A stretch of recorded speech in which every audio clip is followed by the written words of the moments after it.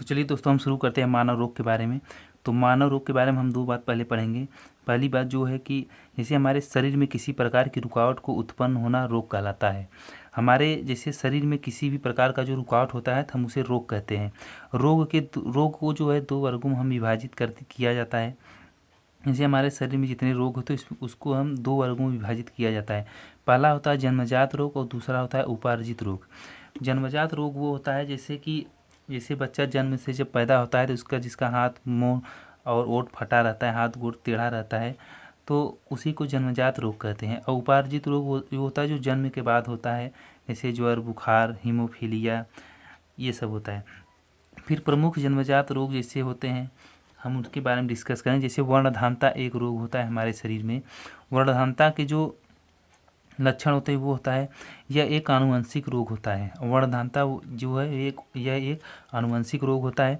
वर्णधानता रोग से ग्रसित व्यक्तियों को लाल और हरे रंग पहचानने की क्षमता नहीं होती है।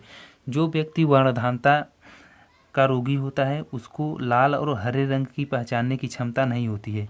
अगर उसके सामने हम लाल रंग रख दें या हरा रंग रख दें तो वो पहचान नहीं पाएगा इसमें से कौन लाल है कौन हरा रंग है। इस रोग से केवल मनुष्य प्रभावित होते हैं और ज़्यादातर स्त्रियां इस रोग से प्रभावित नहीं होती हैं। वर्णधानता रोग के जो लक्षण है वो है जैसे लाल और हरे रंग पहचानने की क्षमता नहीं होती है और इसमें केवल मनुष्य प्रभावित होते हैं और ये रोग औरतों में बहुत कम पाया जाता है। और फिर इसके बाद आ जाता है हमारा दूसरा हीमोफीलिया।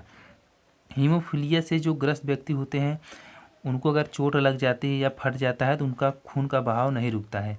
हीमोफीलिया से ग्रस्त व्यक्ति को चोट या कट जाने से खून का बहाव नहीं रुकता या खून का थक्का नहीं बनता है।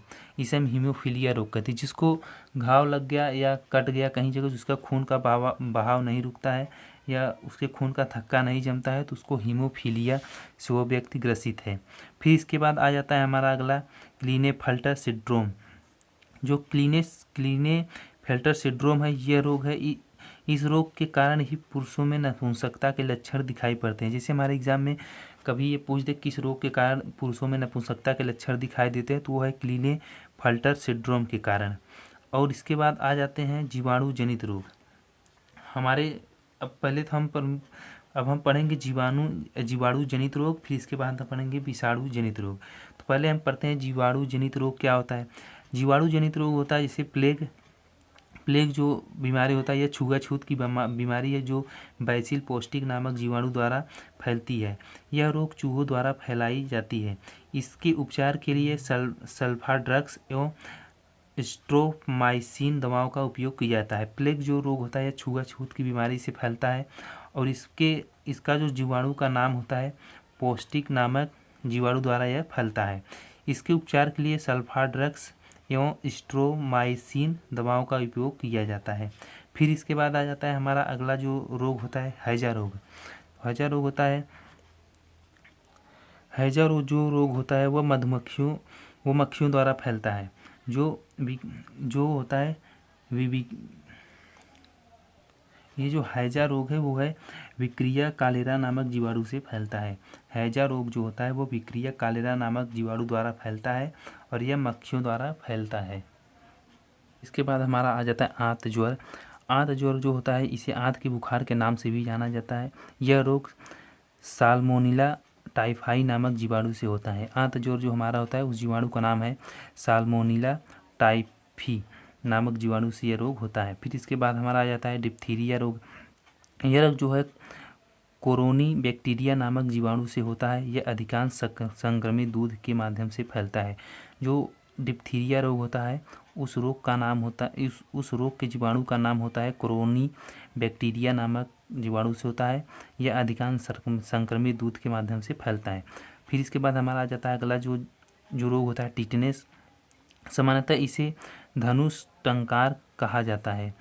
अगर हमारे एग्जाम में पूछ दिया कि किस रोग को धनुष टंकार कहा जाता है तो वो है टिटनेस रोग। टिटनेस रोग को धनुष टंकार के नाम से भी जाना जाता है।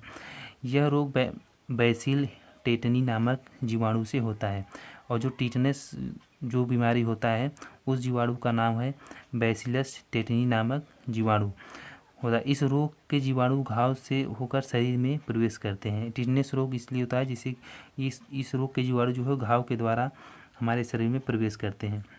फिर अब हम अगला पढ़ेंगे विषाणु जनित रोग। अब हम अपने अगले वीडियो में पढ़ेंगे विषाणु जनित रोग।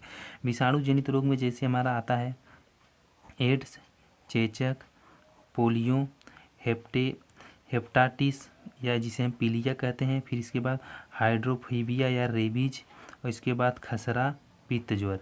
फिर इसके बाद हम पढ़ेंगे फफूंद जनित रोग।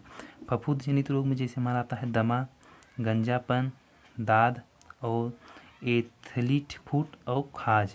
जैसे हमारे एग्जाम में इसमें पूछता है इसमें से कौन सा विषाणु जनित रोग है, कौन सा फफूंदी जनित रोग है। तो फफूंदी जनित रोग जैसे हमारा हो गया दमा, गंजापन, दाद, एथलीट और खाज। और विषाणु जनित रोग हो गया एड्स, चेचक, पोलियो, हेपेटाइटिस या पीलिया जिसे हम कहते हैं। फिर हाइड्रोफीबिया जिसे रेबीज कहते हैं, खसरा या पित्त ज्वर। तो अब हम अगले अपने वीडियो हम पढ़ेंगे विषाणु जनित रोग और फफूंद जनित रोग। तो चलिए मिलते हैं अपने नेक्स्ट वीडियो में। तब तक के लिए जय हिंद, जय भारत।